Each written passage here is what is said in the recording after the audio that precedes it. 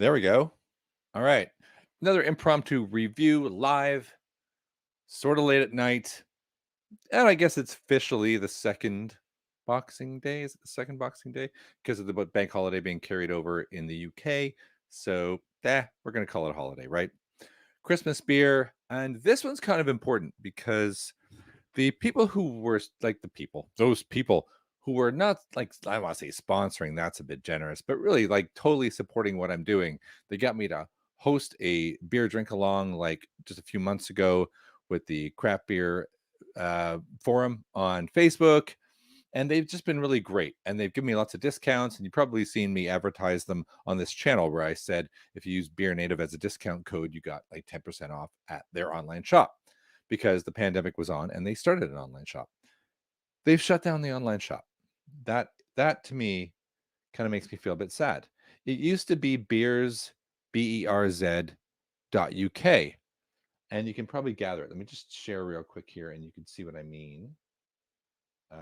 There it is there.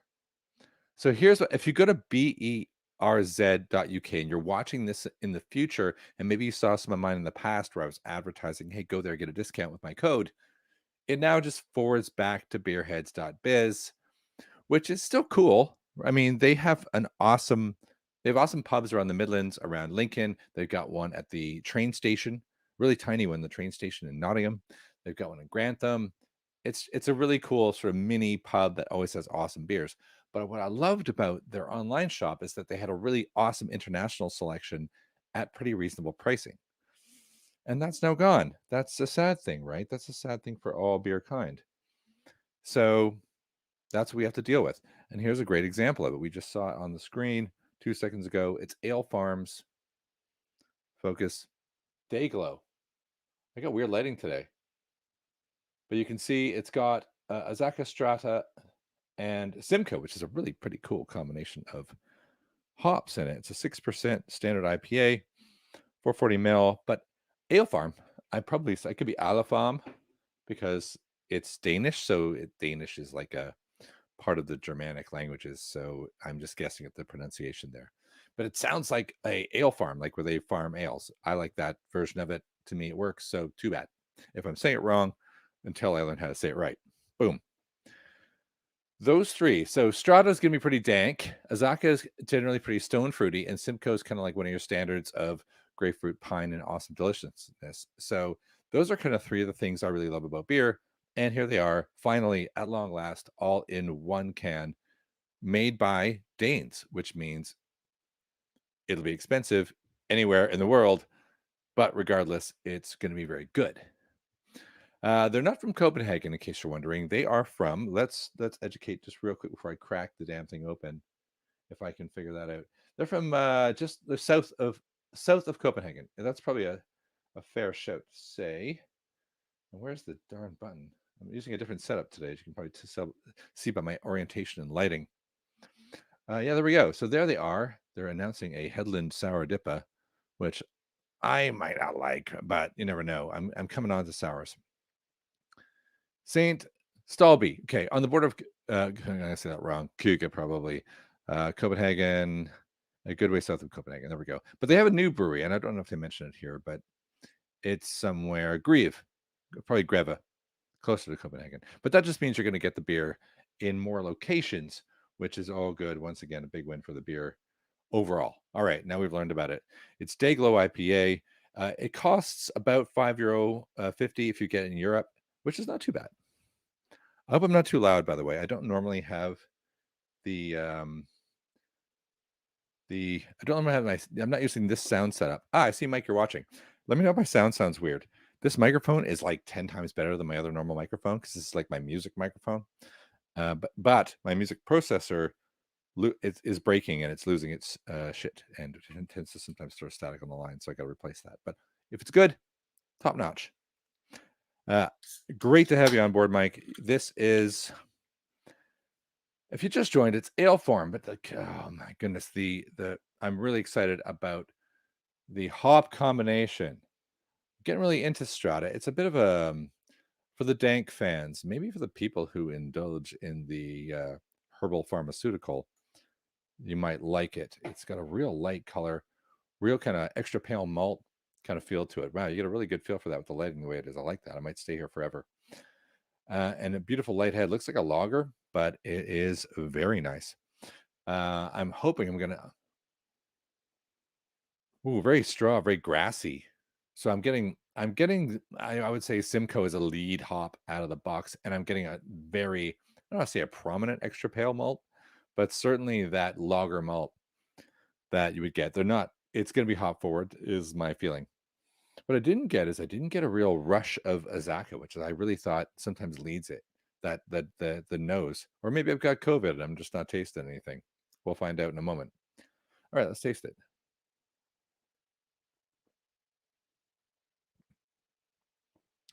Whoa, double down on the Simcoe. Wow, that is oomph. I'm getting a little bit of the Zacca, but it's really light. I mean, all I'm getting really is a really powerful, almost like a lager. What am I trying to think of? There is a trend in the UK I've seen somewhere where they're hoppy lagers, if you know what I mean. And it tastes like a really like someone's made a lager and they've just buried the thing in Simcoe. And then there's a little bit of strata later that gives you a very ever so slight dank, but there's almost no fruit flavors at all on it. I'm not getting peach. I'm not getting citrus. I'm getting resin. Oh, hold on.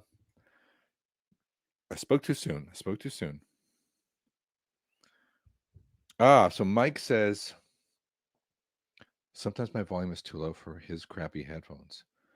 Okay, that's good to know, actually. If it's crappy for you, it's crappy for a lot of people. So I'm going to try and improve that going forward. Maybe if I stand really close to the mic and whisper gently, sweet nothings in your ear, Mike. Ooh. Okay, I went back for seconds. A really faint dankness. It's very Simcoe forward, but if I were to check the expiry date, this is a great idea. It tastes like aged IPA. And I kind of want to poke a hole in that and wonder, because I did get this on the clearance sale at the establishment that is going out of business. Not, I say going out of business, that's not right. Pivoting their business. Canned in August. Yeah, well, it says consumed before August. It gives it a year, but it is a very hop strong IPA. I'd say you might lose some of the real goodness there by now. It's not too bad. Would I run back and pay an absolute fortune for Danish seconds?